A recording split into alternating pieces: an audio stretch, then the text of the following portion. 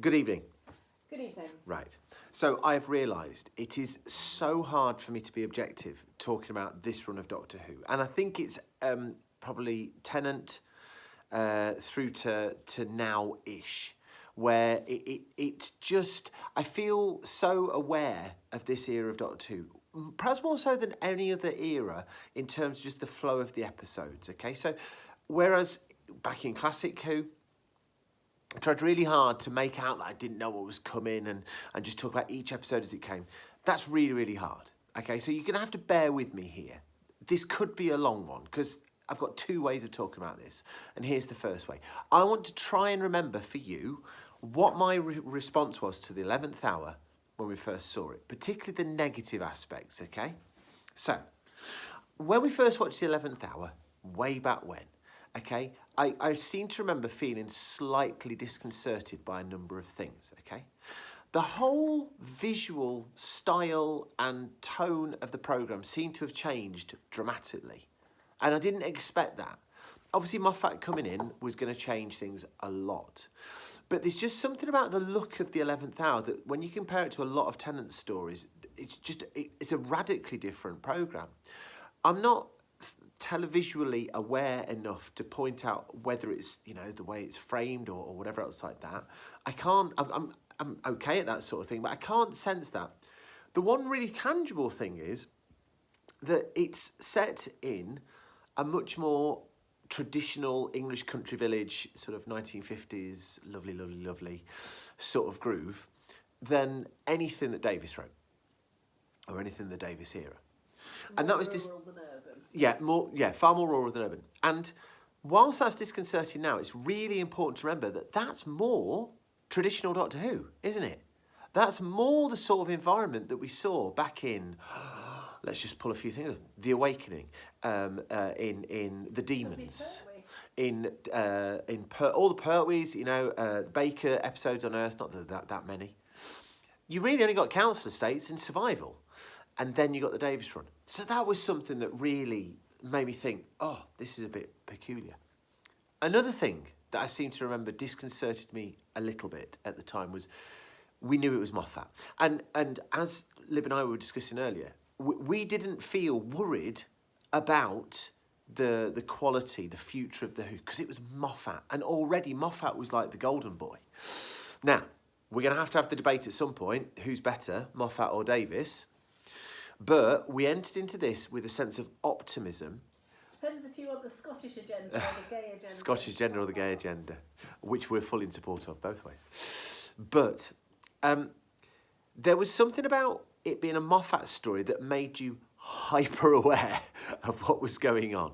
So the sort of mysteries of Davis's time, the Bad Wolves and the Torchwoods and the There's Something on Your Back, even then we kind of knew they were just sort of ideas dropped in to get you thinking. But with Moffat, we always knew it was a different kettle of fish. When you had a Moffat story, things clicked together in a different way. So when we watched this, we were already like Sherlock, which was massive at the time. Was it? Or did it come after this? A tad after this, wasn't it? But that sort of storytelling style, he did one called Jekyll as well, which also played with the tropes of television a little bit. I always remember the cold open for the last episode of Jekyll. It was a masterpiece. I'll tell you about that another time if you ask me. Anyway, so we were super primed to hyper-analyse this to the extent, and I don't know if Lib will remember this, where we obsessed about why there were no ducks in the duck pond. We talked about that endlessly. And it was nothing. For about 3 years. For a year after year, we thought there'd be something to do with the ducks in the duck pond. But that's how we started to engage with this. The other thing I want to tell you, and this may have affected my appreciation of Matt Smith at the time. I'm going to tell you just how much I loved Matt Smith even then, but we'll go on from this. But this will sound a little bit egotistical. Matt Smith, obviously, the first Doctor Who was younger than me. All right, now that's not a big deal. This is going to happen increasingly. But Matt Smith becoming the Doctor also chimed with a very significant time of our life because we were about to have our first child. And Winnie, who you have seen wheeling about these videos now and again, she was on the horizon. So 2010 for Sherlock, by the way. Oh, there we go then. So so we kind of, there was change foot in our lives, and so perhaps that affected perhaps it made me self-conscious about how I was going to engage with Doctor Who. As it turns out, it's not affected it at all, but there we go. So those were the negatives back then. Okay, so let's talk about today. We've watched 11th Hour today. There are no negatives about the 11th Hour whatsoever. I obviously sat back quietly to myself and I thought, let's just mentally go through all the regeneration stories and just work out, where does the 11th Hour sit in the pantheon of regeneration stories? And the answer is, it soars higher than every other one. And although Doctor Who was still one of the biggest things on television at the time, obviously, I'm not saying the bloom was coming off the rose, because it didn't. It didn't come off, I don't think, probably till after the 50th anniversary, and then things just started to fade away from the public consciousness a little bit. But we knew Moffat was coming in. But there was this big change was afoot, and we were all very self-conscious about it. And therefore, this programme doesn't just get to introduce a new Doctor, doesn't just get to introduce a new companion, doesn't just get to introduce a new look and feel, but a whole new tone and era and everything else. And it just does it as if it's the easiest thing in the world.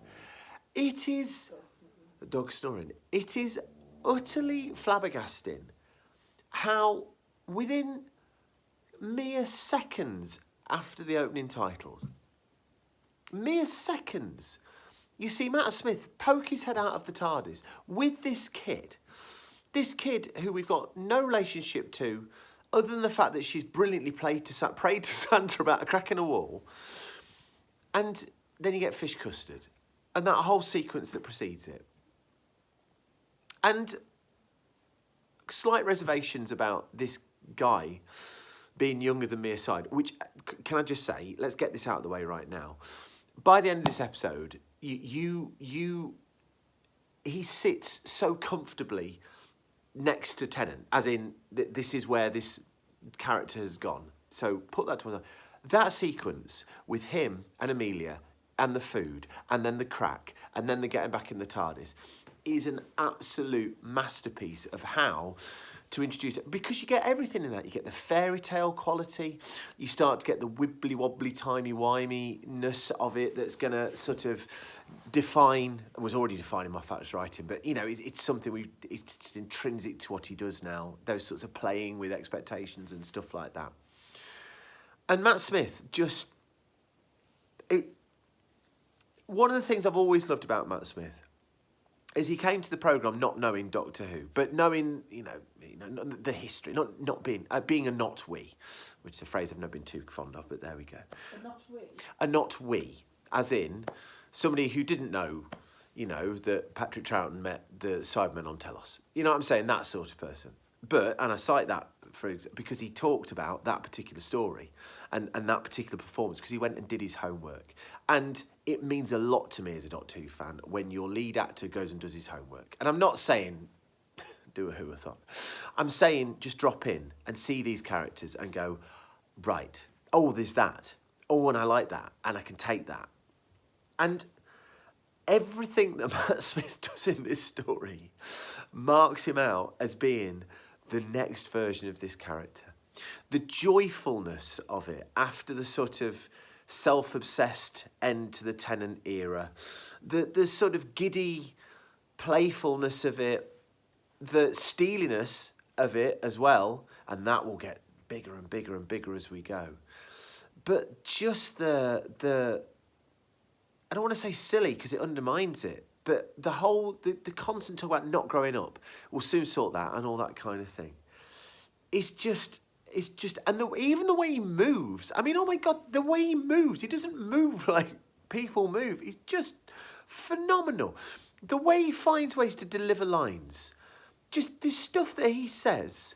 What does he say? How does he say at the end? He says, does he say, whatever you like, or something like that?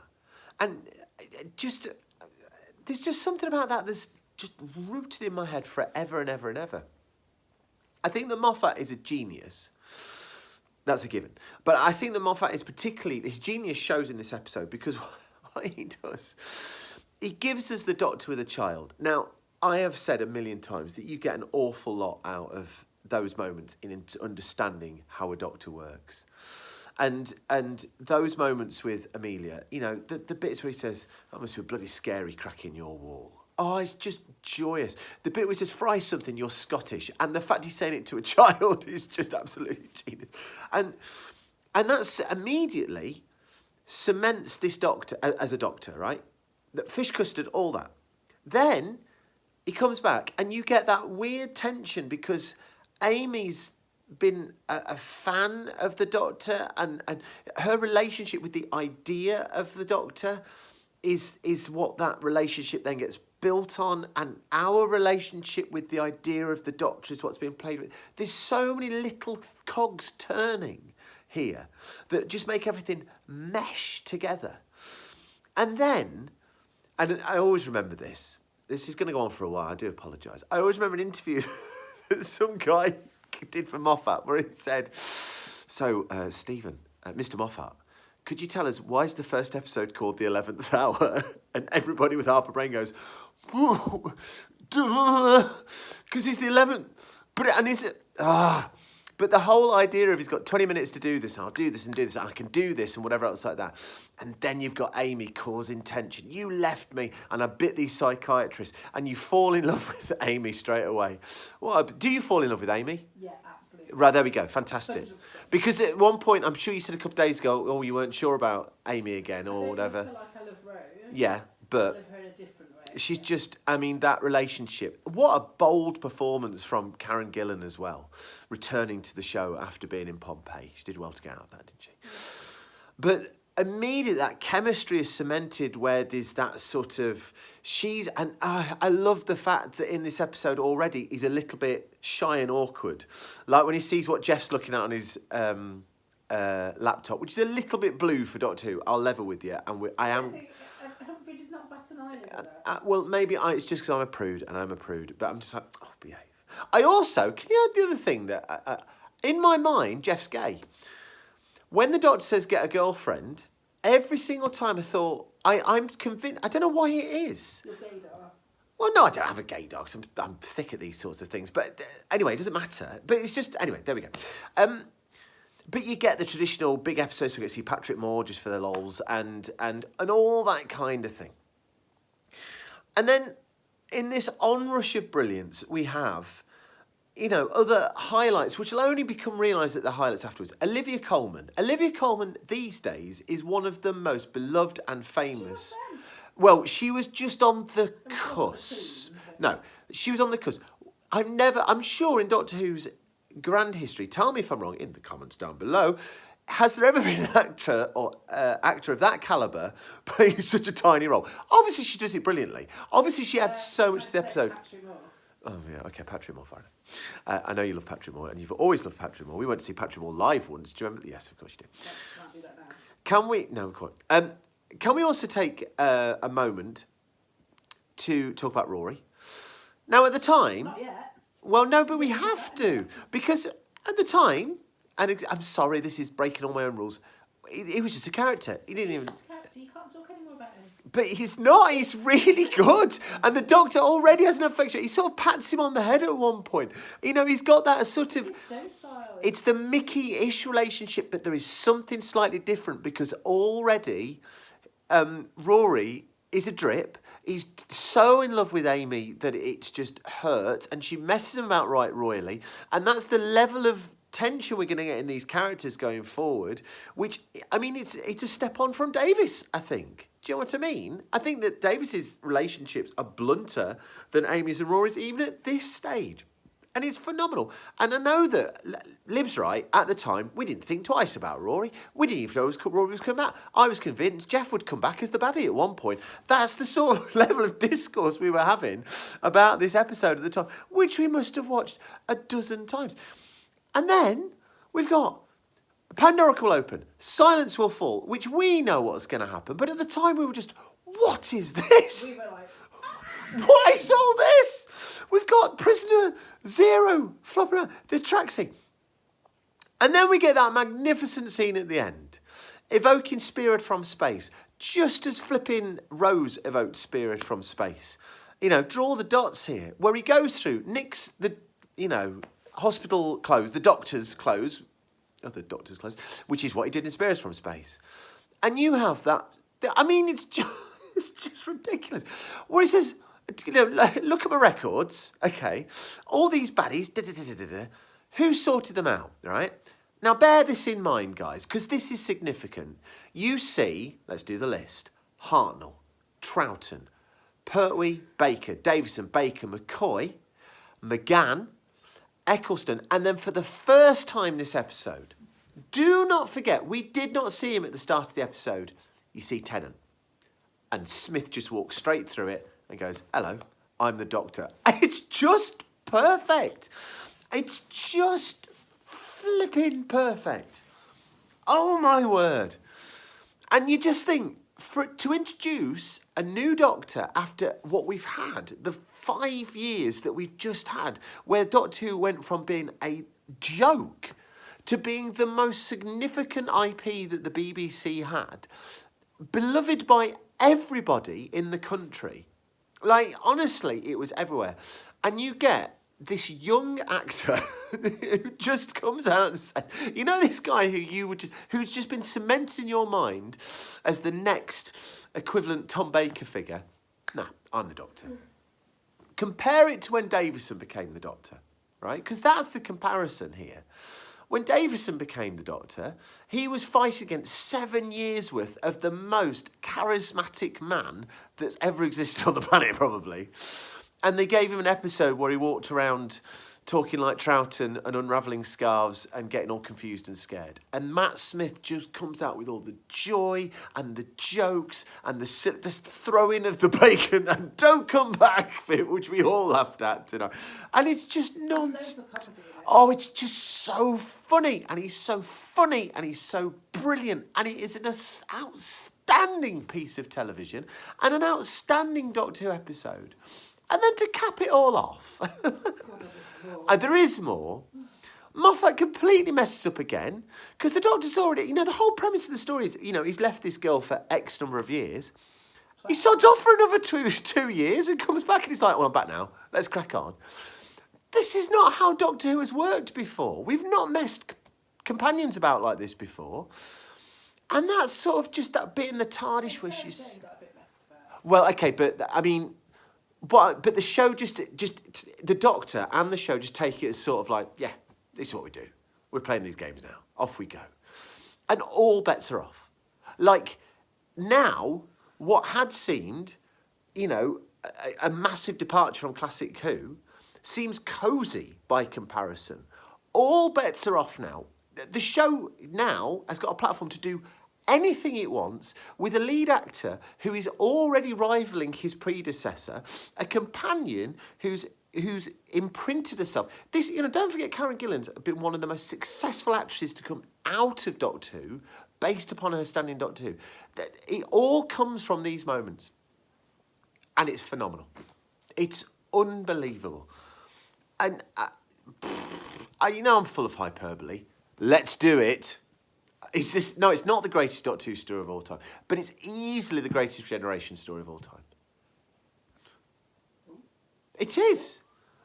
We can't see Power of the Dalek. Spirit from Space is great. Robot is let down controversially. Castrovalva's got 2 great episodes and 2 naff episodes. Twin Dilemma, let's never speak of it again.